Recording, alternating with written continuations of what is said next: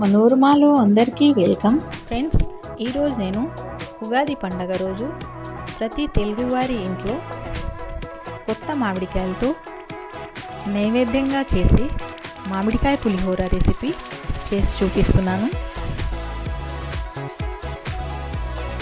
Friends, ఇప్పటిదాకా నా channel subscribe చేసుకోకపోతే సబ్స్క్రైబ్ చేసుకోండి, అలాగే లైక్ చేయండి, షేర్ చేయండి. ఇప్పుడు చేసే విధానం చూసేద్దాం. ఫస్ట్ 1/2 kg రైస్ మంచిగా వాష్ చేసి తగినంత వాటర్ వేసి అన్నంకి నీళ్లు పోసి నానబెట్టుకోవాలి. ఇప్పుడు దీనికి కావాల్సిన వస్తువులు ఒక్కసారి చూసేద్దాం.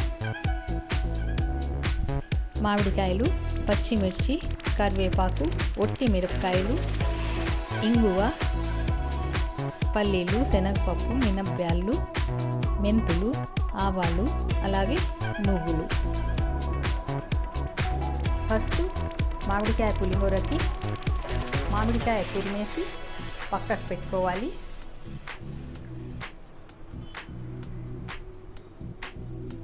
ఇక్కడ నేను 1/2 kg రైస్కి 1.5 మామిడికాయ తురిమి పెట్టుకున్నాను.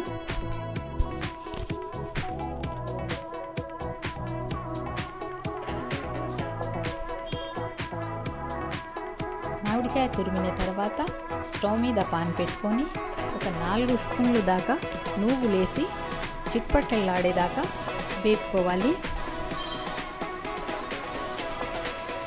నువ్వులు చిట్పట్లాడి వేగిన తర్వాత మిక్సీ జార్లో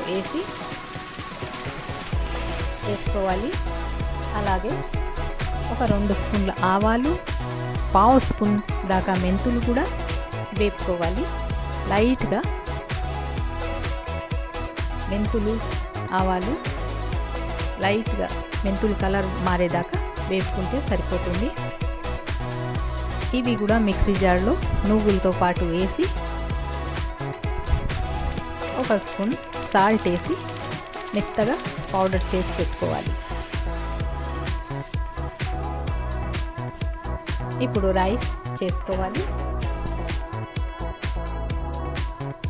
రైస్ తయారైన తర్వాత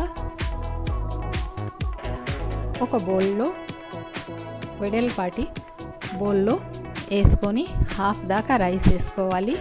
మనం చేసిన రైస్లో 1/2 వేసి ఆ తర్వాత రైస్ మీద పసుపు, ఇంగువ, ఉప్పు, అలాగే కరివేపాకు, ఒక 4-5 స్పూన్ల దాకా ఆయిల్ వేసుకోవాలి.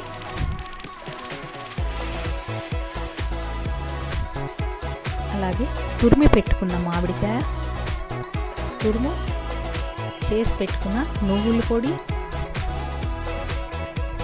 వేసి మిగతా రైస్ అంతా దీనిపైన వేసుకొని 1 నిమిషం దాకా అలాగే వదిలేయాలి. ఆ తర్వాత మంచిగా కలిపేసి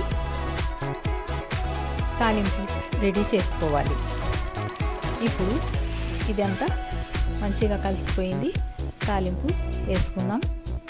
పాన్ పెట్టుకొని పులిహోరకి తగినంత ఆయిల్ వేసి ఆయిల్ వేడెక్కిన తర్వాత ఆవాలు, మినపబ్యాళ్ళు, శనగపప్పు, పల్లీలు,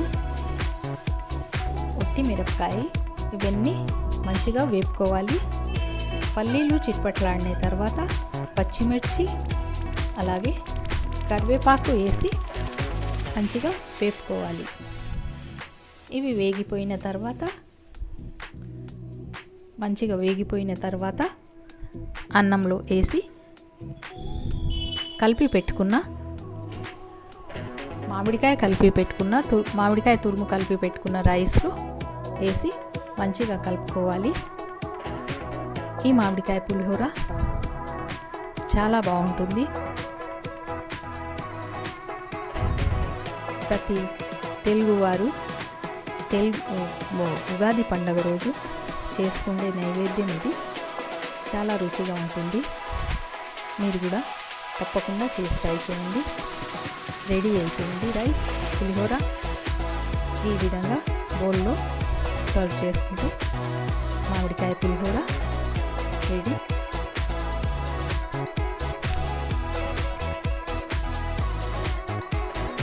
ఫ్రెండ్స్, మీకు నా రెసిపీ నచ్చినట్లయితే లైక్ చేయండి, అలాగే షేర్ చేయండి. Please like and subscribe.